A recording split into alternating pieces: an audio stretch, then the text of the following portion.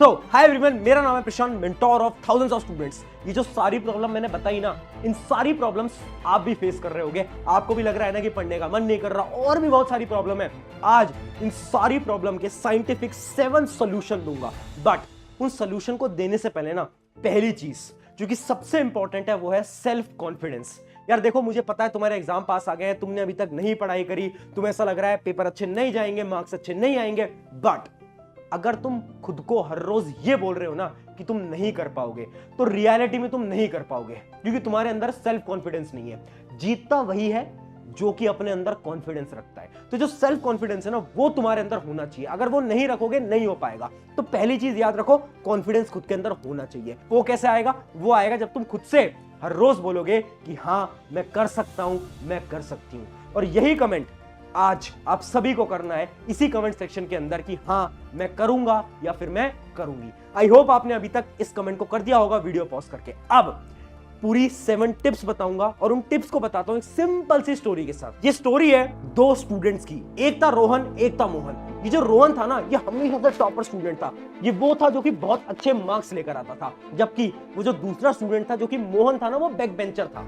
अब एग्जाम पास आ गए थे, रोहन ने तो सब कुछ पढ़ा था, वो तो हमेशा मार्क्स लाता था। बट मोहन बेचारा बैक बेंचर, जिसने कुछ नहीं पढ़ा था और उसका सिलेबस भी कंप्लीट नहीं हुआ था। अब उसको बहुत डर लग रहा था, तो भागा भागा आता है रोहन के पास और रोहन से बोलता है, यार रोहन, मेरी एक मदद कर दे। तो रोहन पूछता है, क्या मदद करूं? तो मोहन बोलता है कि यार, मेरे एग्जाम पास आ गए हैं, तूने तो सब कुछ पढ़ लिया है, बट मैंने कुछ नहीं पढ़ा है, मेरी इतनी सारी प्रॉब्लम है, उनके सोल्यूशन बता दे। तो पता है रोहन ने क्या बोला? रोहन ने बोला कि यार, पता है तुझे मैं टॉपर क्यों हूं और तू बैक बेंचर क्यों है? क्योंकि हमारे बीच में ना एक फर्क है कि तू हमेशा प्रॉब्लम्स पे फोकस करता है और मैं सॉल्यूशन पे फोकस करता हूं। मोहन ये सुनते ही शॉक हो गया और बोला, कैसे? मैं समझ नहीं पाया।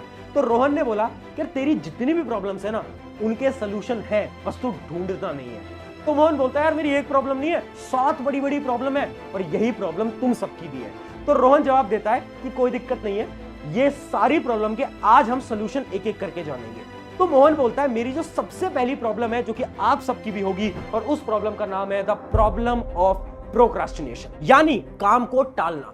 प्रोक्रास्टिनेशन का मतलब होता है कितनी बार हम ये सोचते हैं ना कि 10 मिनट बाद पढ़ना स्टार्ट करते हैं, नहीं आधे घंटे बाद पढ़ना स्टार्ट करते हैं, अरे नहीं यार 2:30 बजे से पढ़ना स्टार्ट करेंगे, और जैसे ही 2:45 होंगे तो हम ये सोचेंगे कि 3 बजे से पढ़ना स्टार्ट करेंगे। ये सारी प्रॉब्लम आप लोग भी फेस करते होंगे, मोहन भी यही प्रॉब्लम फेस करता था। और मोहन बोलता है रोहन से, यार ये मेरी इतनी बड़ी प्रॉब्लम है ना, इसका कोई सोल्यूशन निकाल दे। मैं बार बार ये सोचता हूं कि थोड़ी देर बाद, थोड़ी देर बाद, थोड़ी देर बाद, और एग्जाम अब इतने पास आ गए हैं ना कि वो टाइम बचा ही नहीं है।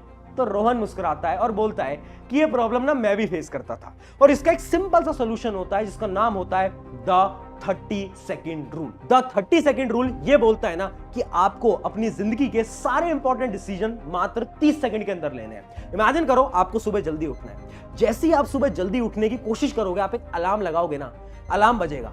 जैसे ही आप अलार्म देखोगे, आपके मन में एक थॉट आएगा कि अभी उठूं या बाद में उठूं। अगर आपने 30 सेकंड के अंदर डिसीजन नहीं लिया, तो आपका जो दिमाग है ना, ये आपको बेवकूफ बना देगा, ये आप पे हावी हो जाएगा, और आपको ये दिमाग बोलेगा कि अभी नहीं उठते, 10 मिनट बाद उठते हैं। और वो 10 मिनट कब आधे घंटे, 1 घंटे, 2 घंटे के अंदर बदल जाते हैं, वो तो आप सबको पता ही है। यानी जितने भी डिसीजन है ना, आपको वो 30 सेकंड के अंदर लेना है। इमेजिन करो, आप सोच रहे हो कि अभी पढ़े या फिर बाद में पढ़े, आपके पास होंगे सिर्फ और सिर्फ 30 सेकंड। उन 30 सेकंड के अंदर आपको डिसीजन लेना है। या तो आप ये सोचो कि हाँ, पढ़ने बैठ जाता हूं, बट अगर आपने अपने दिमाग को 30 सेकंड से ज्यादा समय दिया ना, तो आपका दिमाग बोलेगा, नहीं यार, क्या ही करना है पढ़ के, और वो पढ़ाई नहीं कर पाओगे तुम। ये बहुत बड़ी रियलिटी है। दिमाग को ये बोलो कि थोड़ा पढ़ेंगे, आधे घंटे पढ़ेंगे, बट अभी से पढ़ना स्टार्ट करो। अगर तुमने अप्लाई करा ना, तो होगा क्या, जब आप पढ़ने बैठोगे ना, तो आराम से आपका पढ़ाई में फ्लो बन जाएगा, और आप 1-2 घंटे तो आसानी से पढ़ जाओगे। तो मोहन ने बोला, यार वाह, ये तो बहुत अच्छा तरीका है। अच्छा रोहन, मेरी एक और प्रॉब्लम है। तो रोहन ने पूछा, कौन सी प्रॉब्लम है? तो अब आ जाती है सेकंड प्रॉब्लम, जिसका नाम है बहुत सारा सिलेबस। यानी ये जो प्रॉब्लम है, ये तो तुम्हारे साथ भी होगी, क्योंकि एग्जाम जो है आप सभी के पास आ चुके हैं, और सिलेबस इतना सारा है।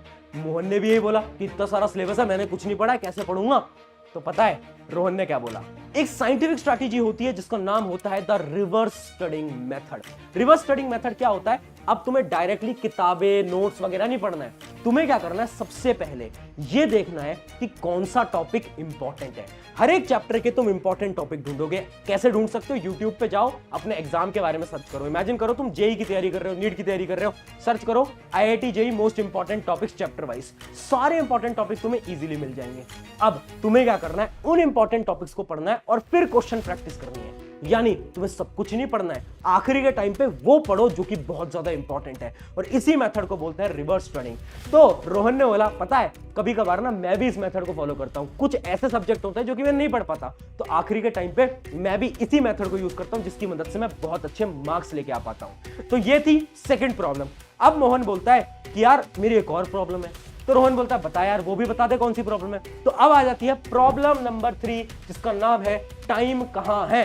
तो जो आपका मोहन है ना, वो ये बोलता है कि ठीक है यार, इतना सारा सिलेबस है, तेरी स्ट्रैटेजी से मैं उस सिलेबस को कंप्लीट करने की कोशिश करूंगा, बट टाइम कहां है। तुझे पता है मैं पढ़ने बैठता हूं ना तो 2-2, 3-3 घंटे पढ़ लेता हूं, बट मेरा पढ़ाई पे फोकस ही नहीं लगता, कंसंट्रेशन नहीं लगता। टाइम ऐसे निकल रहा है ना कि पता ही नहीं चल रहा है। तो यहां पर एक बड़ी ही साइंटिफिक टेक्निक आती है जिसका नाम है वैदिक साइंस ऑफ 1 आवर रूल। यानी 1 आवर रूल क्या बोलता है, पुराने जमाने से यानी वैदिक टाइम से, जब गुरुकुल टाइम चलता था ना, उस जमाने से इस टेक्निक को यूज किया जा रहा है। इस टेक्निक के अकॉर्डिंग ना आपको जब भी पढ़ना है ना, तो ये मत सोचो कि 3 घंटे पढ़ेंगे, 4 घंटे पढ़ेंगे, 5 घंटे, नहीं।